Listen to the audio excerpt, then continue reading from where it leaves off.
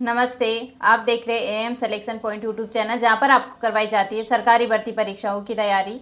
आज की क्लास में अपना टॉपिक है वाक्य शुद्धि। वाक्य शुद्धि यानी वाक्य दे रखा होगा, उसके अंदर कोई ना कोई अशुद्धियाँ होगी, कोई ना कोई त्रुटियाँ होगी, जिसको अपन को सुधारना होता है ना। 4 ऑप्शन में से कौन सा शुद्ध है, कौन सा अशुद्ध है, इस तरह के क्वेश्चन बन सकते हैं वाक्य शुद्धि में से। वाक्य में प्राय त्रुटियाँ देखी जाती है।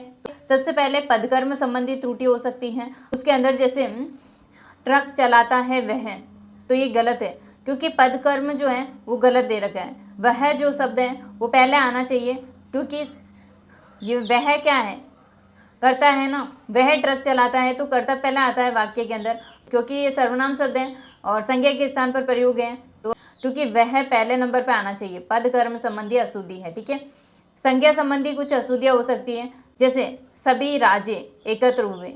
सभी राजे एकत्र हुए, ये संज्ञा संबंधी अशुद्धि है। राजा क्या है, संज्ञा एक प्रकार से, है ना, संज्ञा संबंधी अशुद्धि है। सभी राजा एकत्र हुए, ये सही हो जाएगा, ठीक है। और सर्वनाम संबंधी कुछ अशुद्धियाँ हो सकती है, जैसे दूध में कौन पड़ गया। अब ये सर्वनाम है, कौन पड़ गया नहीं, क्या पड़ गया, ठीक है। तो कौन की जगह आ जाएगा क्या, और इधर ट्रक की जगह अपन कह सकते हैं कि वह पहला आएगा, इधर राजे की जगह राजा। और क्रिया संबंधी अशुद्धियाँ हो सकती है कुछ, जैसे शाहजहां ने ताजमहल का निर्माण किया। शाहजहां ने नहीं किया, इसने तो करवाया है, ठीक है। शाहजहां ने ताजमहल का क्या करवाया, निर्माण करवाया। लिंग संबंधी अशुद्धि, जैसे चांदी आजकल बहुत सस्ता है। चांदी जो शब्द है वो स्त्रीलिंग में आती है, तो अपन चांदी को सस्ता कैसे बता सकते हैं, सस्ती बोलेंगे ना। तो चांदी आजकल बहुत सस्ती है, ठीक है, इस तरह बोला जाएगा कि चांदी आजकल बहुत सस्ती है, ठीक है। तो वचन संबंधी कुछ अशुद्धियाँ हो सकती है, जैसे मैंने हस्ताक्षर कर दिया। अब मैंने हस्ताक्षर, ये हस्ताक्षर शब्द जो है ये बहुवचन में होता है, और दिया नहीं आता है, यहाँ पर दिए आता है, क्योंकि बहुवचन है हस्ताक्षर शब्द, इसके लिए ये आ रहा है। इसलिए अपन कह सकते हैं कि मैंने हस्ताक्षर कर दिए। कुछ आवश्यक पद का लोप होने के कारण भी अशुद्धियाँ होती है वाक्य के अंदर, जैसे बंदूक एक उपयोगी अस्त्र है, ठीक है। अस्त्र नहीं है, बंदूक क्या है, शस्त्र है, तो बंदूक एक उपयोगी शस्त्र है। आवश्यक पद का क्या हो गया, लोप हो गया, और ये अस्त्र नहीं होता है, बंदूक शस्त्र होता है, ठीक है।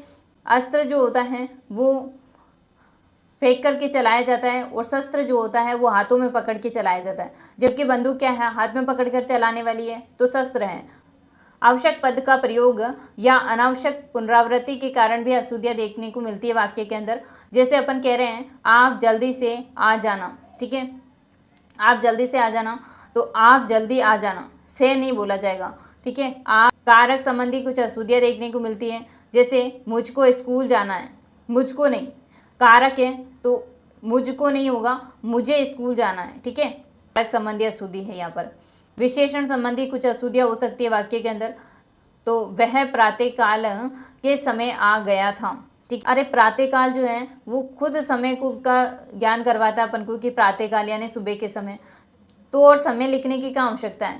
तो अव्यय संबंधी अशुद्धियाँ भी होती है कुछ वाक्य के अंदर, तो वह केवल इसलिए यहाँ रहता है, तो वह केवल और इसलिए, केवल और इसलिए शब्द जो है साथ साथ में नहीं आते हैं। वे संबंधी अशुद्धि है। विराम चिन्ह से संबंधित भी अशुद्धि हो सकती है वाक्य के अंदर, कि वहाँ क्या सुंदर बगीचा है। वहाँ एक आश्चर्यजनक शब्द है, और इसके लिए आता है ये, यहाँ पर प्रश्नवाचक चिन्ह नहीं आएगा, क्या आएगा, अपने खड़ी पाई आएगी, ठीक है, तो पूर्ण विराम आएगा। तो इनसे संबंधित कुछ अशुद्धियाँ देखने को मिल सकती है वाक्य के अंदर। तो पदकर्म से संबंधित हो सकती है कुछ अशुद्धि, कोई शब्द यानी संज्ञा शब्द गलत दे रखा हो उससे संबंधित हो सकती है, सर्वनाम से संबंधित हो सकती है, क्रिया से संबंधित अशुद्धि हो सकती है, लिंग से संबंधित, वचन से संबंधित, कुछ आवश्यक पद का लोप होने से संबंधित अशुद्धि हो सकती है वाक्य के अंदर, या फिर कोई वापस अगर कोई शब्द ऐसा है जो कि अनावश्यक पुनरावृत्ति के कारण दोष उत्पन्न कर रहा है, अशुद्धियाँ हैं। और कारक से संबंधित अशुद्धि हो सकती है वाक्य के अंदर, विशेषण से संबंधित अशुद्धि हो सकती है, अव्यय से संबंधित हो सकती है, विराम चिन्ह से संबंधित अशुद्धियाँ हो सकती हैं। मिलते हैं नेक्स्ट क्लास में, तब तक के लिए जय हिंद, जय भारत।